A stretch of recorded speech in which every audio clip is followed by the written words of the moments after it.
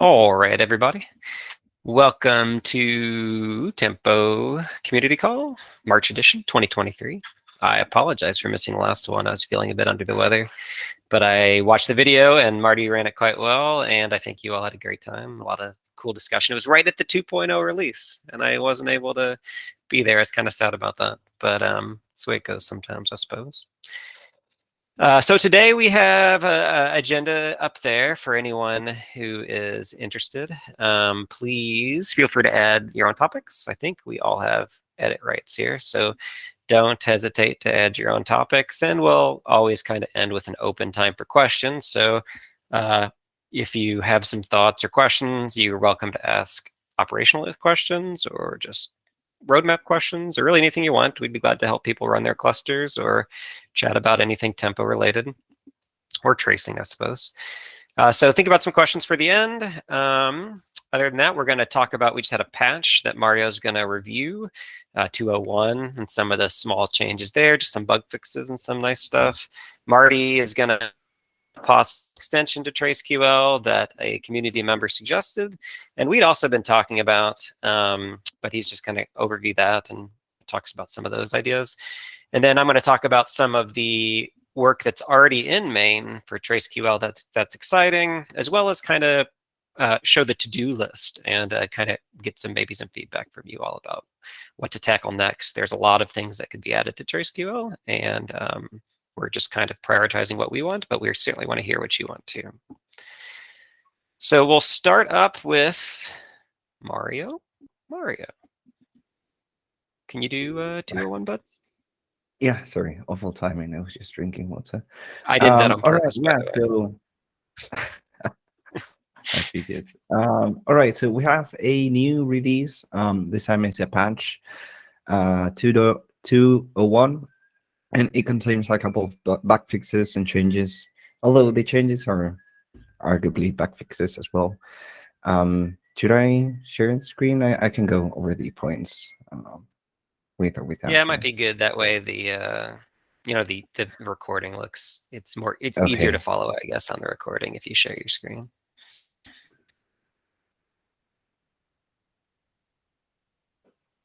All right. Got it at the first time. All right, so we have a couple of changes. The first one is we've changed how we handle some special fields between old search and new search.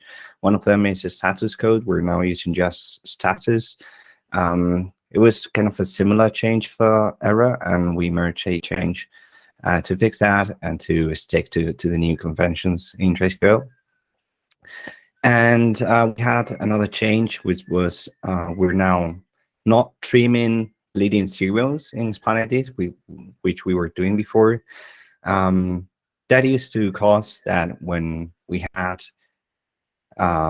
were linking from TraceQL results to the actual trace, which now you can jump to the specific span that match your query. If you had leading zeros, the linking wouldn't work correctly. And then we had a couple of bug fixes.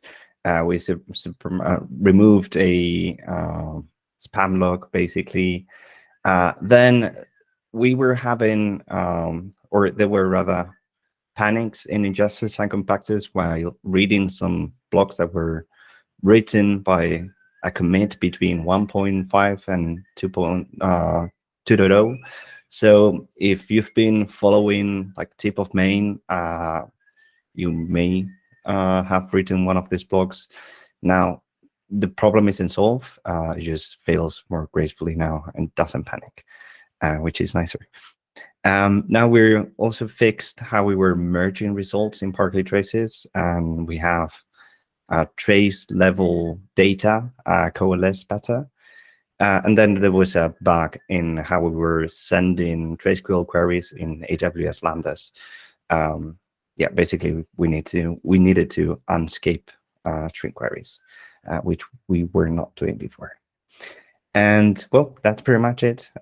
We encourage everyone to move to 201, and contains just a couple of bug fixes, but all of them are worth the upgrade, I believe. Yeah, we tried to keep what we backported to 201, I suppose, scope to the things that were most important. That TraceQL and Lambda is funny because we hadn't run it in Lambda yet, which is kind of surprising, but it's nice that somebody picked that up for us. Other than that, yeah, I think this is all pretty good. Marty had a good fix upstream in Parquet Go to prevent that panic that I think at least one person, was that Lucas, was kind of asking us about? Because they were saying it. Most people in the community didn't see it. I might be making that up, Lucas. I apologize. That's not you.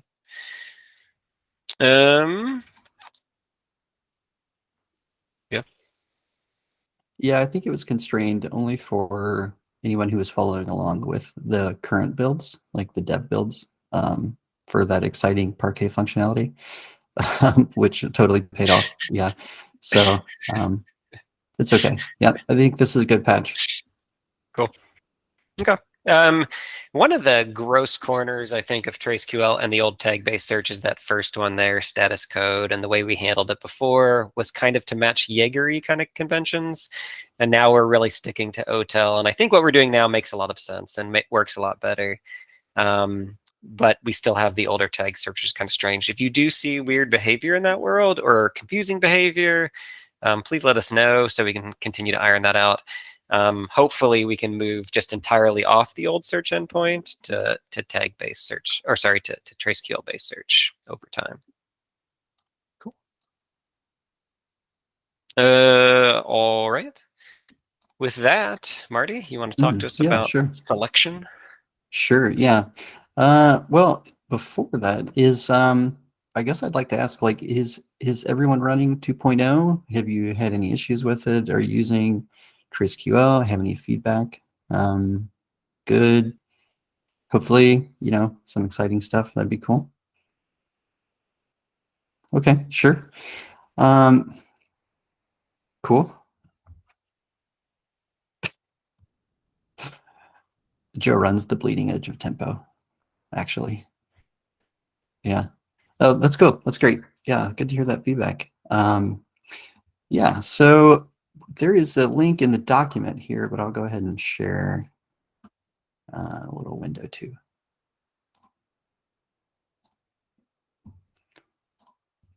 Let's see. Yeah.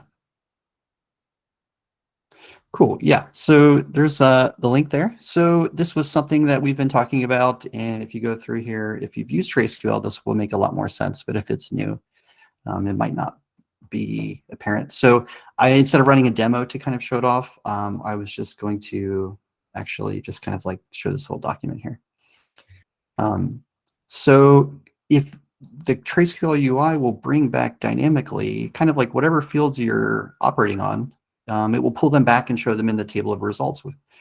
And so if you do like a regex or these open-ended expressions, that's really cool because it matches the condition, but also shows you what was there. And so if I did this query, like show me all the 5xx's, you know, this is greater than or equal than 500. So I would see the actual value in the results table. But sometimes I want to see it, but without actually imposing any condition on it. And so there's this trick, which we've been doing, and we realized, oh yeah, this should be part of the language, and it's also covered in that issue. You can kind of just do a condition that always matches, and so it'll bring it back and show you whatever was there. And so this is cool. And so what we're trying to do is make this a little bit easier, right? It's not quite like, or at least simpler, and maybe part of the language. And just like, this is probably like the easiest, like kind of like a straightforward syntax that we kind of came up, or, you know, that was kind of like popped up here in the ticket. And I think this makes a lot of sense. But I actually wanted to talk about it and just say that it's kind of interesting because there's no, or well, let me back up. So what this would do is exactly the same as this trick above, right? It would just kind of show it in the table of results without really doing any filtering on it. But what's interesting is that there's no typing on this. So that may be something we need to think through. I guess it would just look for that tag of any type. Yeah. And so this is one way. And I think this is cool. We kind of like the pipes. We kind of like the processing pipelines. I think they make sense. That's a part of the language that we like. But before we go and do that, I wanted to just throw out another crazy syntax, which maybe is something like this, because there could be a little bit differences in the language. This one doesn't necessarily imply that it exists on the span. So maybe that's what we want. The tag is nil. Like currently, we don't really do anything like that. Whereas something like this would mean pull it back, but also make sure that it's present. So maybe that's something we would talk about. But so yeah, so if you have any thoughts or feedback or ideas, like I think there's definitely some cool things we could do here, and we should. But it's kind of interesting. Yeah. So you could definitely do, the method in any of these. Yeah. Yeah, and Share that. I think the example. What's that? Share that doc with me. Oh, okay, sure. Okay, well, I'll right now. Yeah. Oh, okay. Post it in Slack. I think I got to click this button here. No, because I like your idea. I wanted to kind of riff on it some, because I've been thinking about like tag existence, and maybe tag existence is selection, right? Maybe just having a way to like assert the thing exists could be the same thing as selecting. I don't know. All right, yeah, I'll send you this.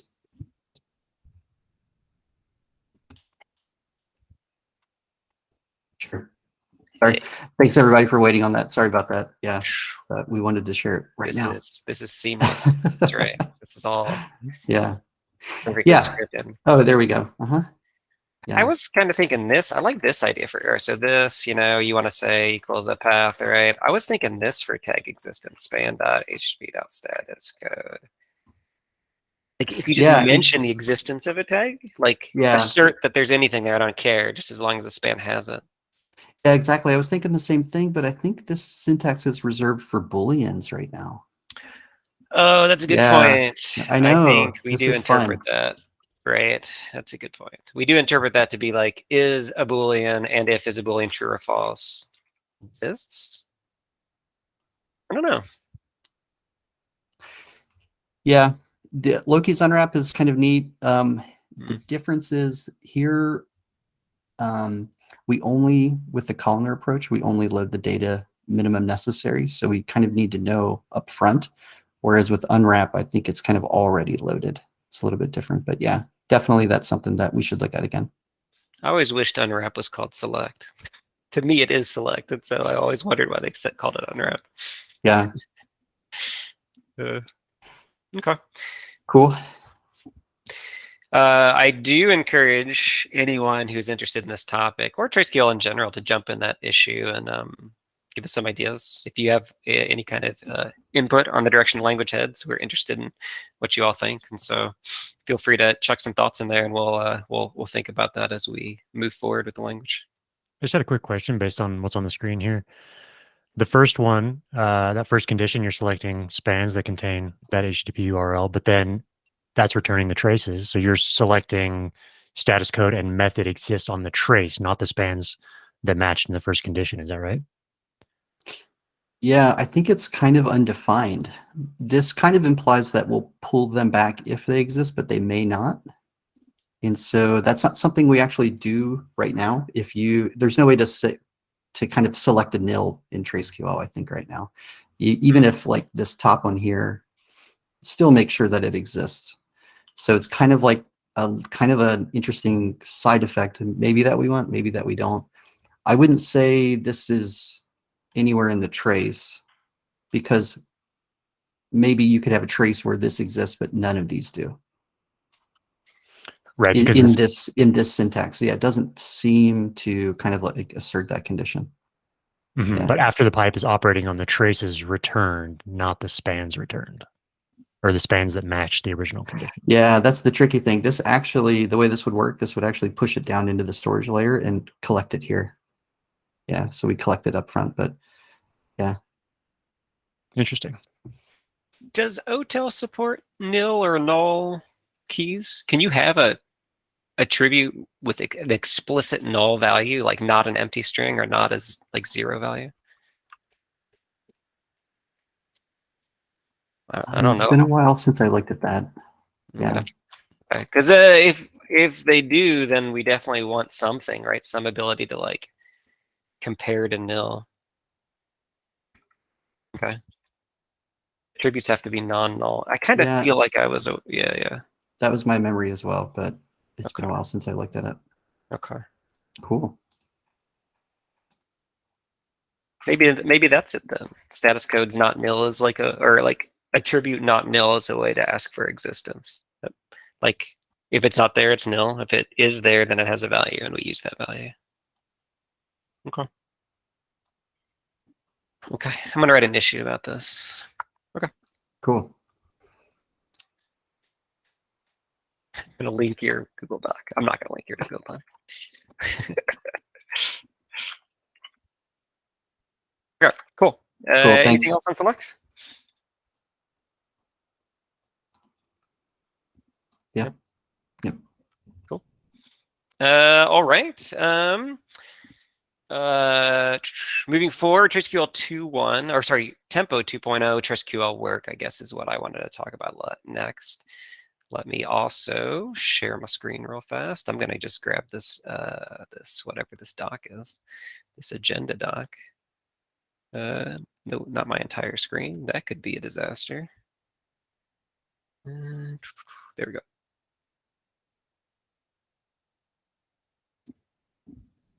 Okay. So we have some cool things already in tip of main that are not in 2.0. Marty did a really good job. The team did a really good job also of just building this like layer to add features on top of very rapidly. We really just want to get 2.0 out. We could have added a bunch of other stuff, but we decided to just cut it, right? So arbitrary arithmetic is now part of the language, which is fun because you can do silly things like, span dot http.status code divided by 2 is greater than 100. Certainly a strange thing to ask, but you can. But it also has, I think, more interesting uses like span dot bytes processed. I like something like this. Sometimes you want to write something that looks more human readable, right? And something like that might be a little bit easier to understand as a human when you're writing a quick query. So I think there's some really cool uses for this. Also, like ratios between tags are now possible, like span dot one thing is greater than span dot other thing. Oops.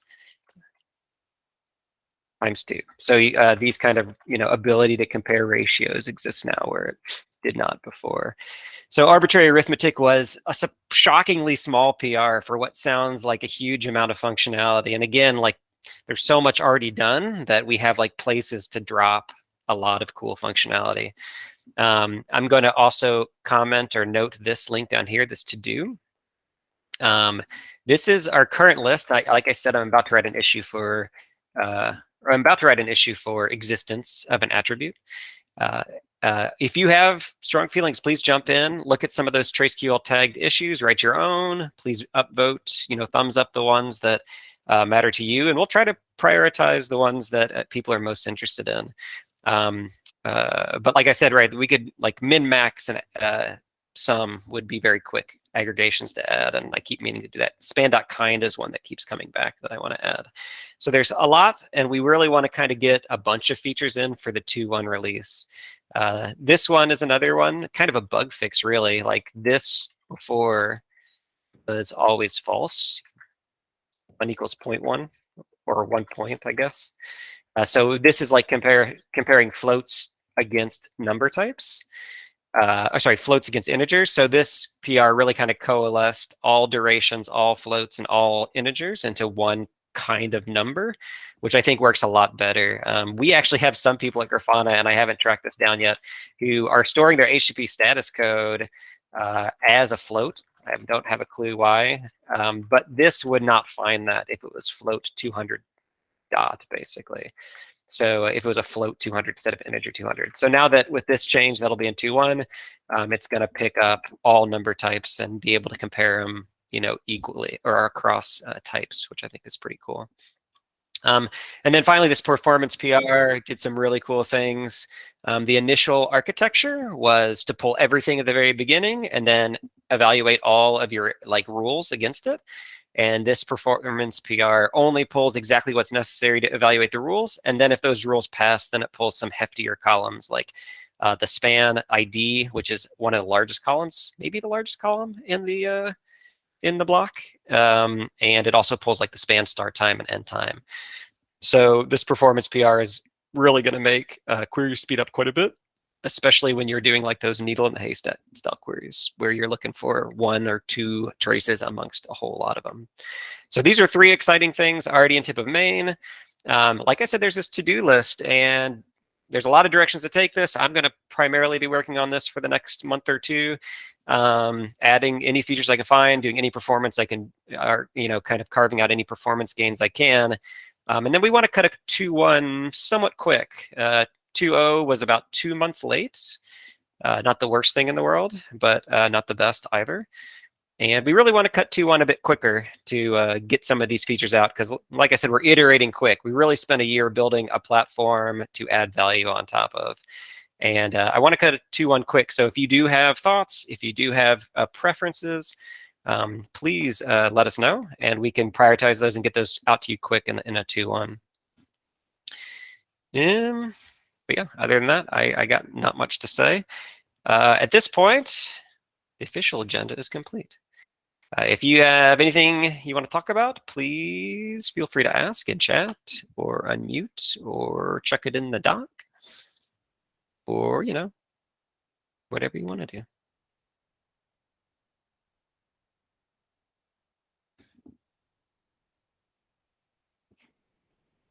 I think we're just all so stunned by the power of TraceQL that we can't even speak.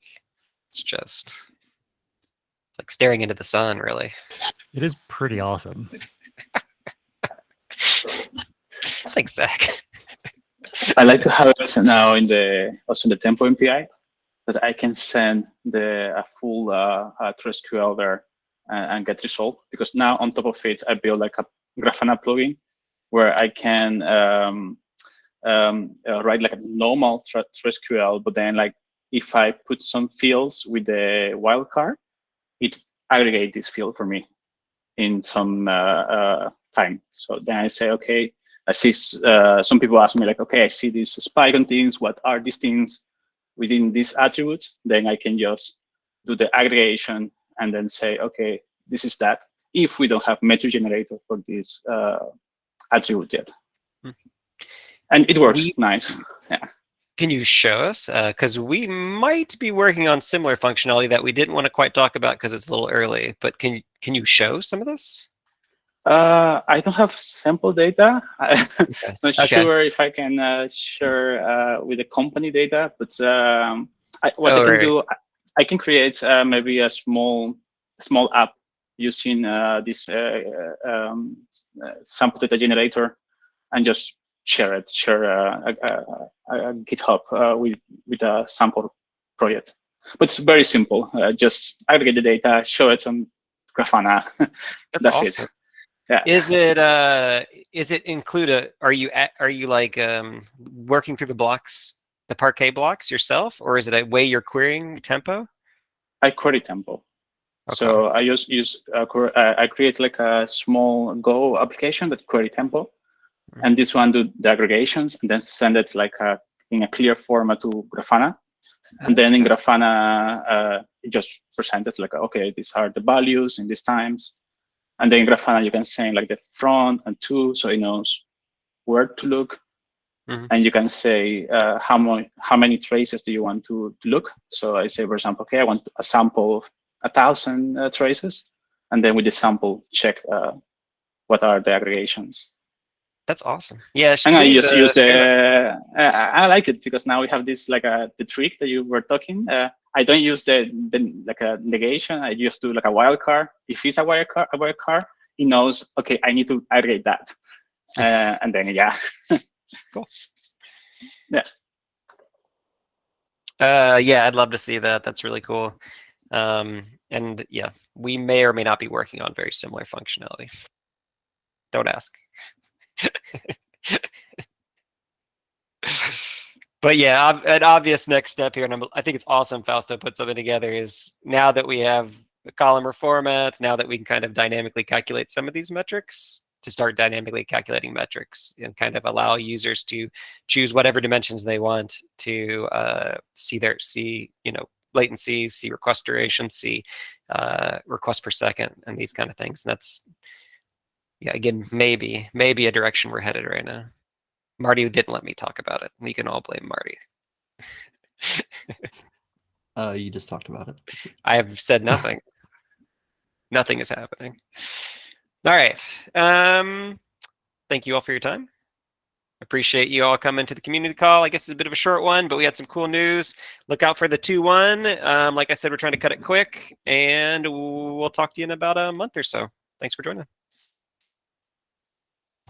Bye, everybody. Okay, see ya. Take care. Bye.